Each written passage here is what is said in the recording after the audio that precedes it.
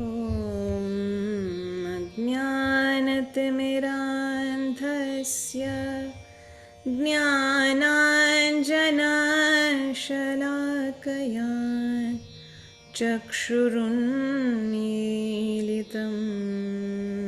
येन तस्मै श्रीगुरवे नमः। श्रीचैतन्यमनोभीष्टं स्थापितं येन भूतले स्वयं रूप कदा मह्यं ददाति स्वपदान्तिकं। वन्देऽहं श्रीगुरोः श्रीयुतपदकमलं श्रीगुरुं वैष्णवंश्च श्रीरूपं साग्रजातं सहगण रघुनाथान्वितं तं सजीवं साद्वैतं सावधूतं परिजनसहितं कृष्णचैतन्यदेवं श्रीराधा कृष्णपादान् सहगणललिता श्रीविशाखान्वितांश्च। नमो विष्णुपादाय कृष्णपृष्ठाय भूतले श्रीमते भक्तिवेदान्तस्वामिनिति नामिने। नमस्ते सारस्वते देवे गौरवाणी प्रचारिणे निर्विशेषशून्यवादी पाश्चात्यदेशतारिणे। हे कृष्ण करुणा सिन्धो दीनबन्धो जगत्पते गोपेश गोपिकान्त राधाकान्त नमोऽस्तुते। तप्तकाञ्चन गौराङ्गी राधे वृन्दावनेश्वरी वृषभानुसुते देवी प्रणमामि हरिप्रिये। वाञ्छाकल्पतरुभ्यश्च कृपासिन्धुभ्य एव च पतितानां पावनेभ्यो वैष्णवेभ्यो नमो नमः। जय श्री कृष्ण चैतन्य प्रभु नित्यानंद श्री अद्वैत गदाधर श्रीवासादि गौर भक्तवृंद। हरे कृष्ण कृष्ण कृष्ण हरे हरे, हरे Ram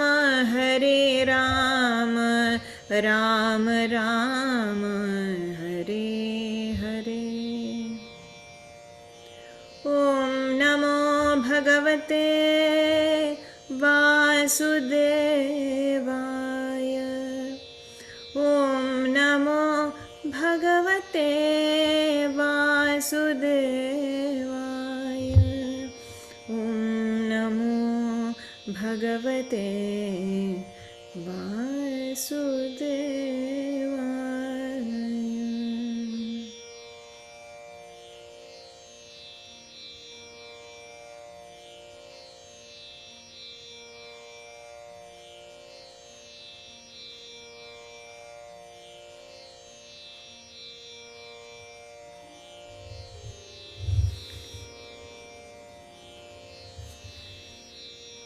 Hare Krishna. Welcome back. So today we are going to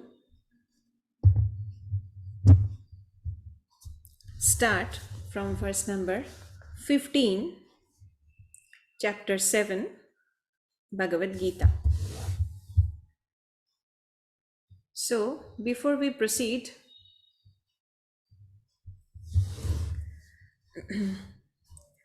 I would like to have a quick recap of what we learned in our previous class. In our previous class, we were learning about how Bhagavan says that how the gunas, that is the three modes of material nature,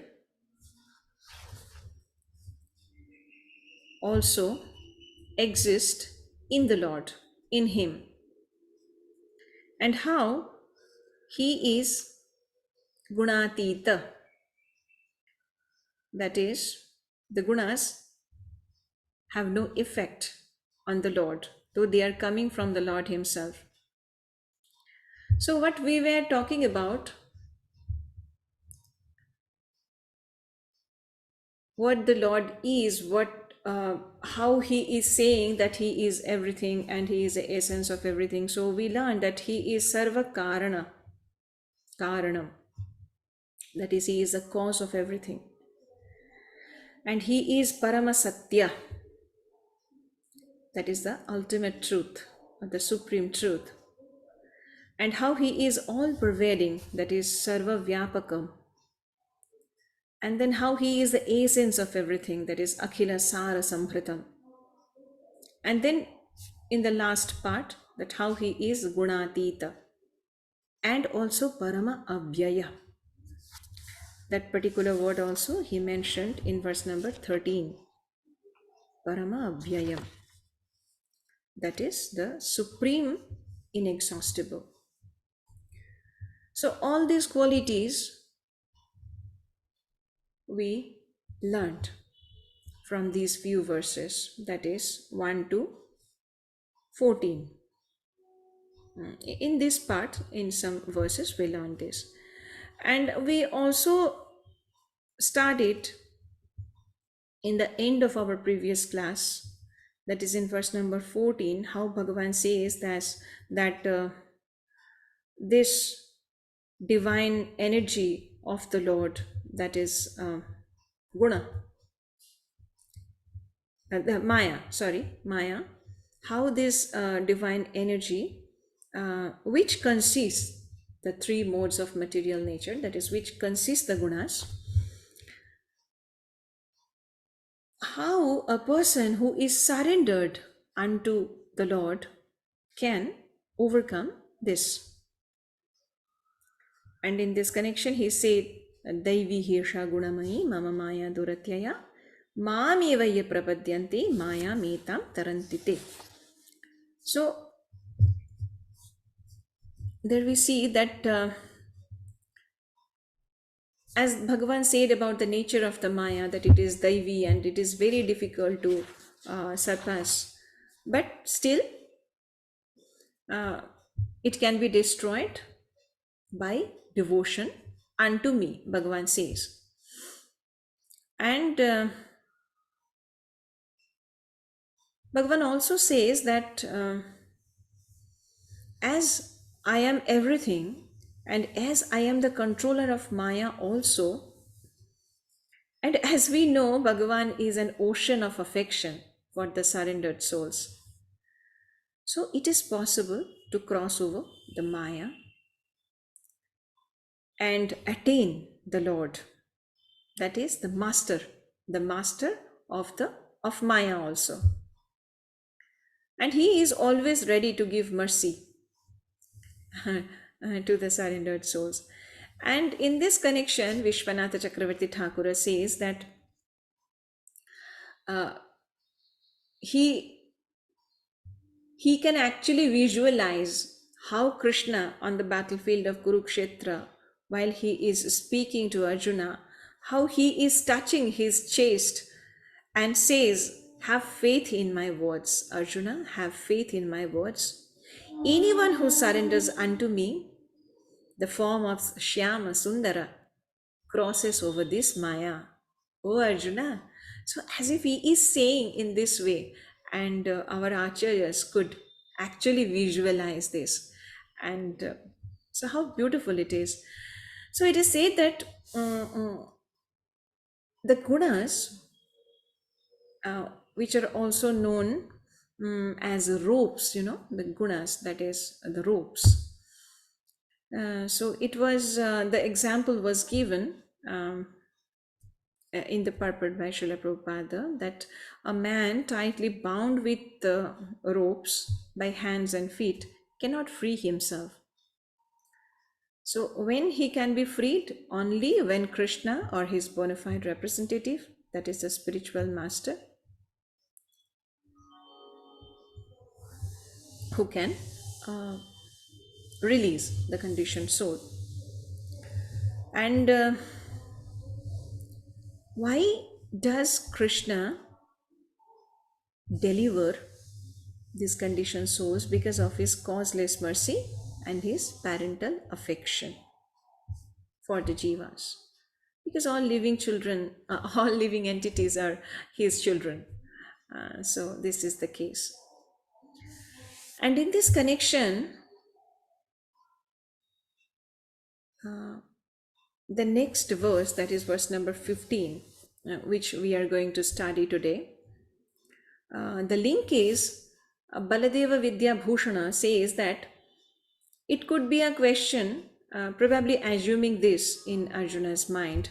Lord is going to start the next verse, that if those who surrender to you attain liberation, O Krishna, then why others, even learned people, do not surrender to you? It is a possible question.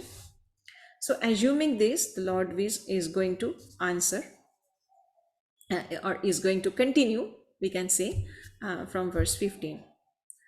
And here Srila Prabhupada also says that how is it that educated philosophers, scientists, businessmen, administrators, and all the leaders of ordinary men do not surrender to the lotus feet of Shri Krishna, the all-powerful personality of Godhead? If that liberation is possible by simply surrendering unto the lotus feet of the Supreme Personality of Godhead, Krishna, then why don't these intelligent and hardworking leaders adopt this simple method?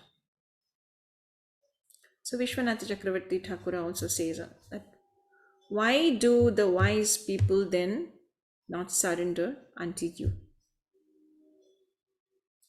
So Bhagavan answers. We will see this beautiful answer.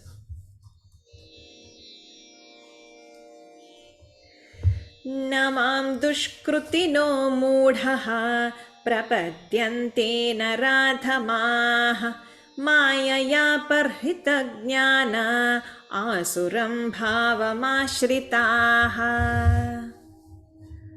So, synonyms. Na, not. Mam, unto me. Dushkrutinaha, miscreants. Mudhaha, foolish. Prapadyante, surrender. Nara adhamaha, lowest among mankind. Mayaya, by the illusory energy. Aparhita, stolen. Jnanaha, those whose knowledge. Asuram, demonic. Bhavam, nature. Ashritaha, accepting. Translation. Those miscreants who are grossly foolish, who are lowest among mankind, whose knowledge is stolen by illusion, and who partake of the atheistic nature of demons, do not surrender unto me. So, see how beautifully the Lord answers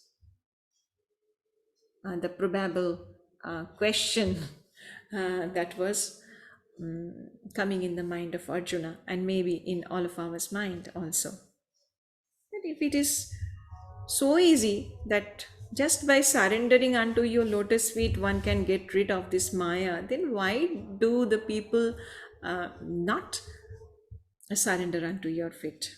Bhagavan says that, see Arjuna,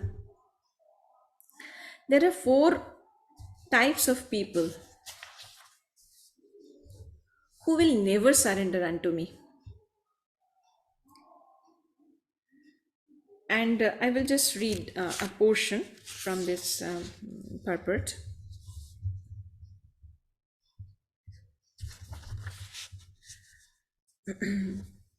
In the Gita, it is clearly mentioned that material energy works fully under the direction of the Supreme Lord.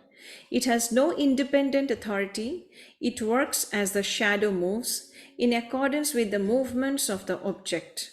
But still, material energy is very powerful, and the atheist, due to his godless temperament, cannot know how it works. Nor can he know the plan of the Supreme Lord. Under illusion and the modes of passion and ignorance, all his plans are baffled, as in the case of Hiranyakashipu and Ravana, whose plans were smashed to dust, although they were both materially learned as scientists, philosophers, administrators, and educators. These dushkrutinas or miscreants are of four different patterns as outlined below. And here it is said that Kruti means one who has performed meritorious work. The atheist plan maker is sometimes very intelligent and meritorious also. Because any gigantic must take intelligence to execute. But because the atheist's brain is improperly utilized in opposing the plan of the Supreme Lord, the atheistic plan maker is called Dushkruti. So as we know is if the prefix su is added to a particular shabda, then it is in the positive sense. And if it is do, the prefix, then it is in the negative sense. So kruti is the word, the specific word, and sukruti means the in the positive sense, and dushkruti in the negative sense. So kruti and sukruti are actually same, but dushkruti is in the negative sense. Okay, so the four kinds of people what the Lord says about: moodhaha, naradhamaha, mayaya parhatajnana, and asuram bhavam ashritaha. So these are four kinds of people. So who are the moodhaha? That is, the moodhas are those who are grossly foolish. They are the foolish people. So it is said that these people, these kinds of people, are grossly foolish and hardworking. And the example is the beasts of burden, it is asses. So they are attached to the fruits of action. They are basically fruity workers who want to enjoy the fruits of their labor by themselves and do not want to part with them for the supreme cause. So they don't know whom to work for. They just like an ass works hard for his master but does not know for whom he works so hard. So he does not know that karma is made for yajna, as we have learned. So we should perform all the karmas in the mood of yajna, that is sacrifice, to please the Supreme Lord. As we learned that the yajnas are to be performed to satisfy Vishnu, Yagneshwaraha. So they never know this. They are unable to know this actually. They are so deluded. And their level of happiness, for them, destructible material gains are lives all in all. Although they enjoy a very small fraction of the fruits of their labor, they may give hard labor all their lives, but actually they are not able to enjoy the fruits of action also the way they want. So these moodhas work hard but sleepless nights, no time for food. They suffers from different chronic diseases like ulcers, etc. As ass is satisfied filling stomach by a bundle of grass, sleeping for a while under the fear of being beaten by the master, and satisfying sex appetite at the risk of being repeatedly kicked by the opposite party. So this is their situation. and they have no time to hear. They have no time to hear for the immortal soul. So here an analogy is given as swine eats night soil, and they don't like to have sweetmeats if they are offered also. So these are the analogies given here. So this is the first type of miscreant people. So the mudhas are the first category. The second category is naradhama. Naradhama means the lowest of mankind. Nara means human being and adhama means the lowest. So there are different categories of human species. As we know, some are uncivilized, that is numerous lower forms of human life. The next is civilized, those who have regulated principles of social, political, and religious life. And then the Naradhamas. Naradhamas are socially and politically developed, but they don't believe in any religious principles. And nor is religion without God is religion. So because the purpose of religion is explained in the next point, as we will discuss. What is the purpose of religion? The purpose of religion is to satisfy the Lord. So how? It is by reviving the consciousness.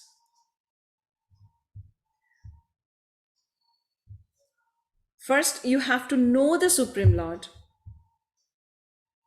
So knowing is the first stage, as we discussed earlier also. Knowing and then understanding the relationship and then serve. So these are the steps. But at least the basic purpose of religion is to know the Lord, we can say. And okay, so we will discuss. What is the purpose of following religious principles? As we just said, to know the supreme truth and man's relation with him.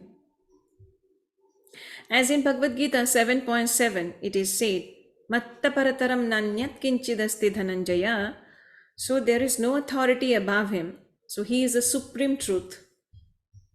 So civilized form of life is meant to revive man's lost consciousness of his eternal relationship with the supreme truth. And these naradhamas, they lose the chance of human life to revive their lost relationship. The example of losing the chance, we can think about the baby lying in mother's womb. The baby, when is lying in the womb of the mother, he promises the Lord that, "Oh Lord, once I come out from this horrible situation, I am going to worship you. I'm going to worship you to get rid of this chain of birth and death." But as soon as he takes birth, he forgets and falls into Maya. So this is the situation. And the effect of all powerful material nature on these naradhamas are that all their education becomes null and void. Because if it is not utilized to know the Lord, then it is null and void. It is of no use.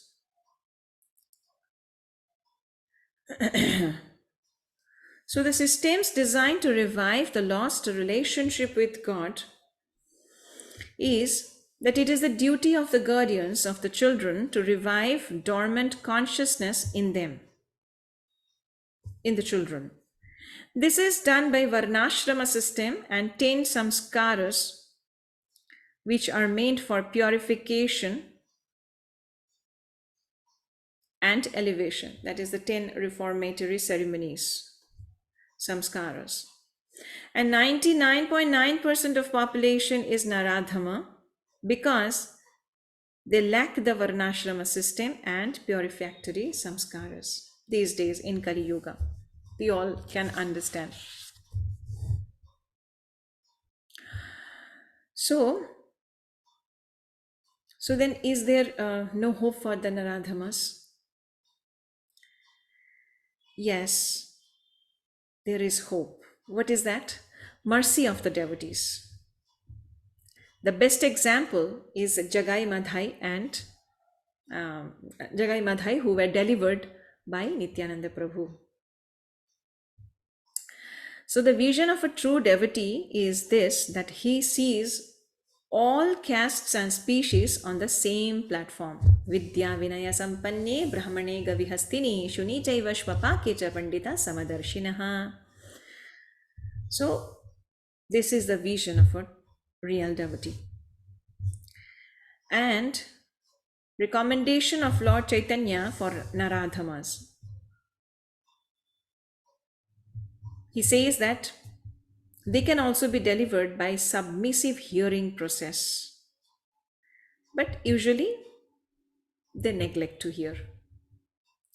They are not interested in hearing Krishna Katha.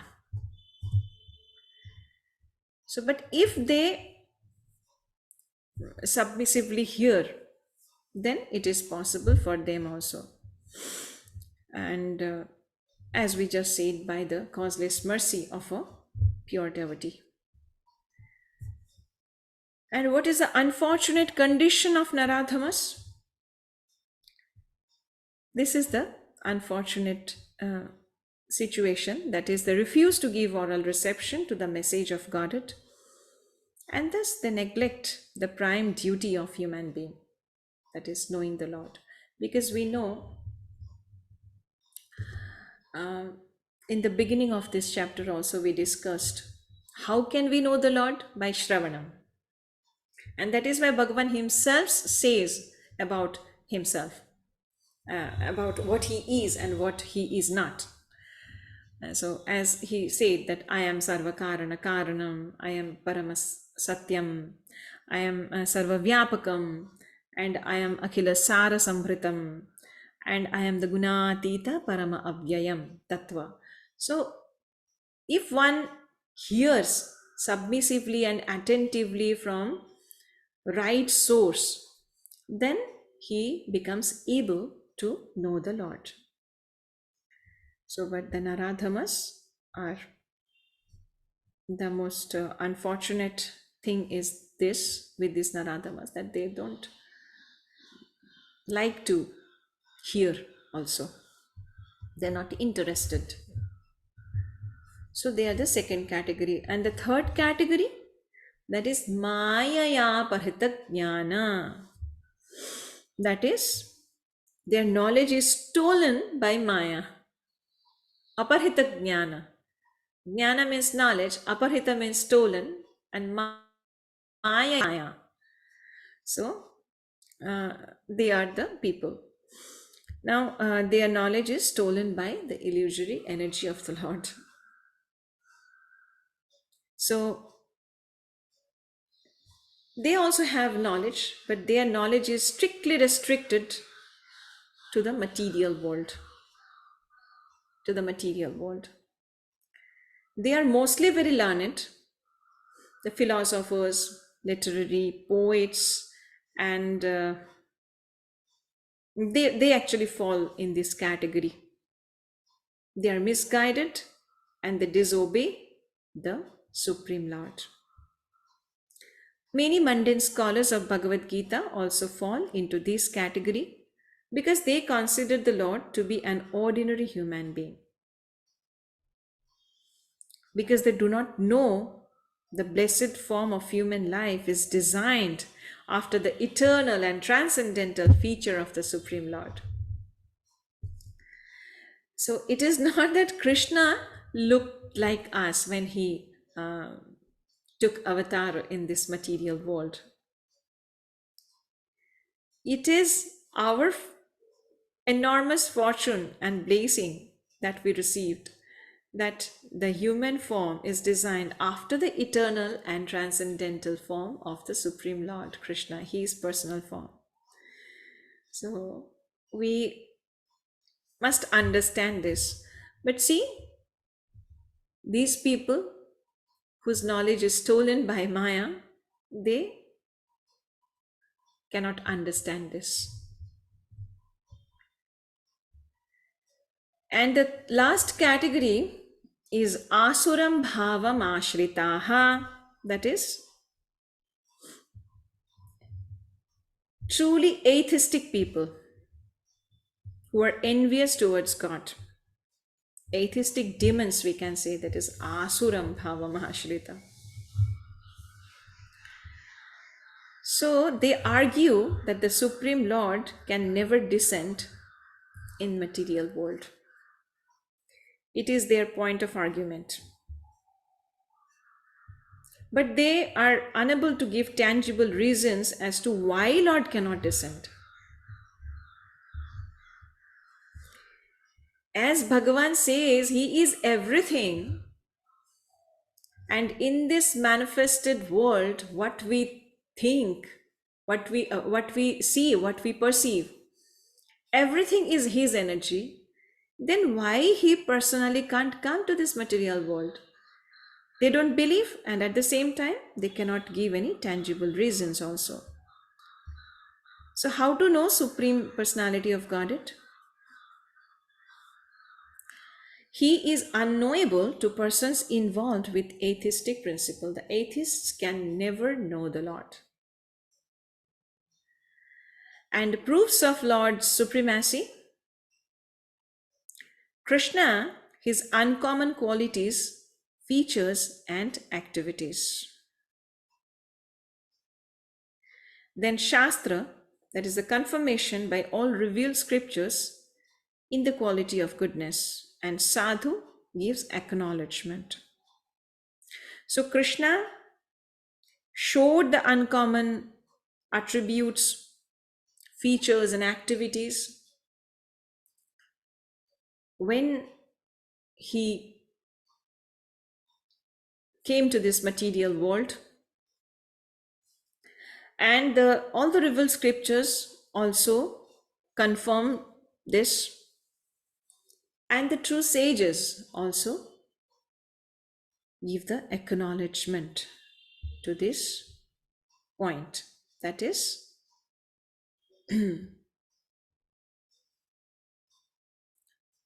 Krishna is the Supreme Personality of Godhead, and he can only be known by complete surrender.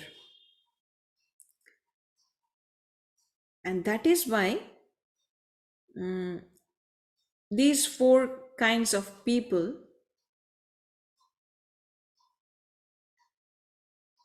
who have these impurities of mind